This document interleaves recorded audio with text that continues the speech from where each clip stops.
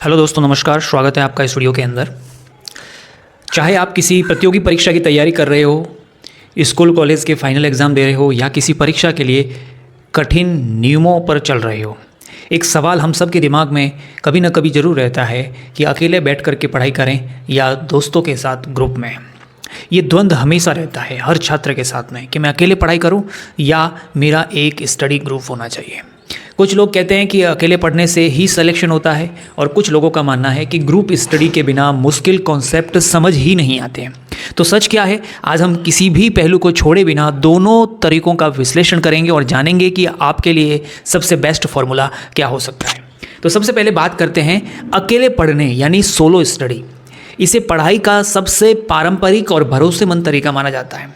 इसके अंतर्गत क्या होता है कि हमें तीन बड़े फायदे देखने को मिलते हैं। सबसे पहला, हमारा जो फोकस है वो बहुत गहरा बन जाता है, डीप फोकस।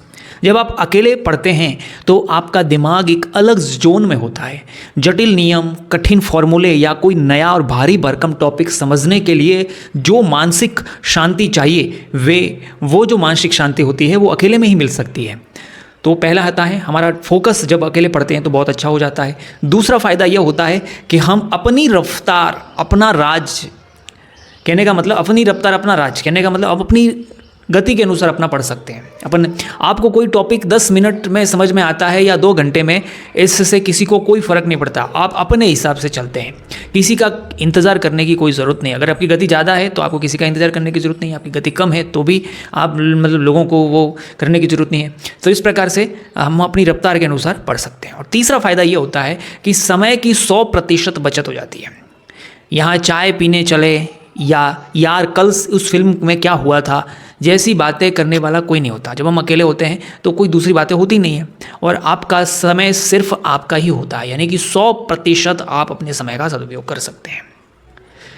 लेकिन इसकी भी एक सीमा है, अकेले पढ़ने की भी एक सीमा होती है।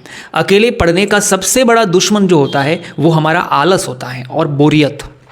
जब आप लगातार 3-4 घंटे अकेले बैठते हैं तो कब ध्यान भटक जाता है पता ही नहीं चलता।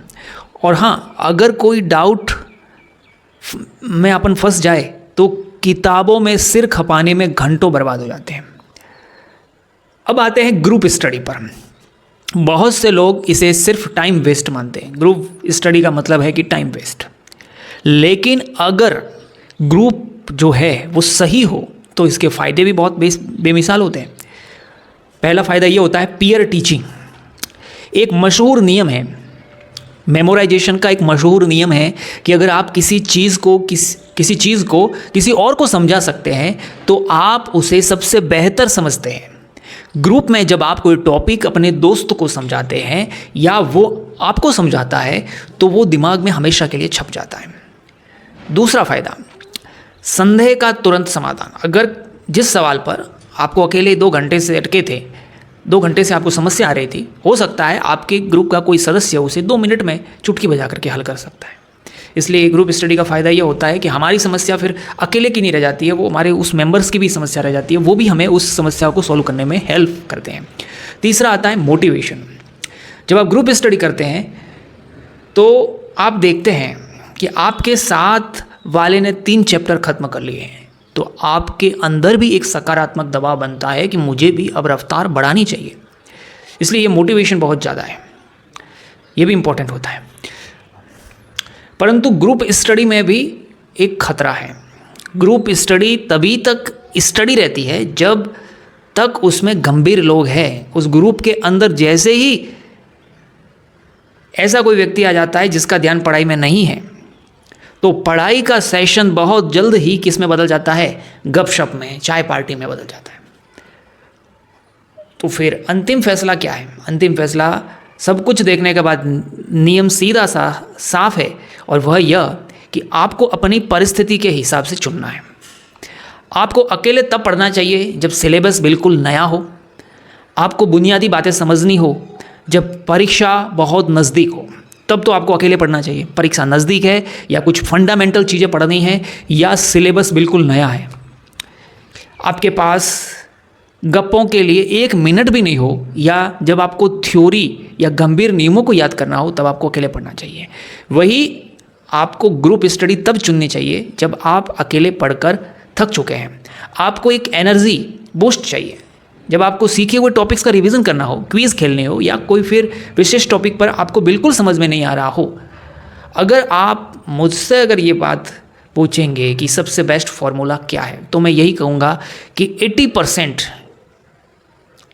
सोलो स्टडी कीजिए और 20% ग्रुप स्टडी कीजिए।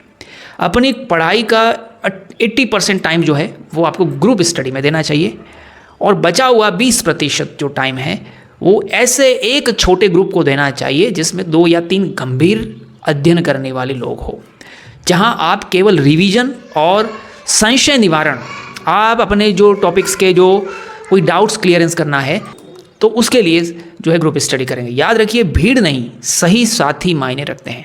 आपको पढ़ाई का कौन सा तरीका सबसे ज़्यादा पसंद आ रहा है, नीचे कमेंट सेक्शन में ज़रूर बताएं। वीडियो पसंद आया हो तो लाइक करें, शेयर करें और चैनल को सब्सक्राइब करना ना भूलें।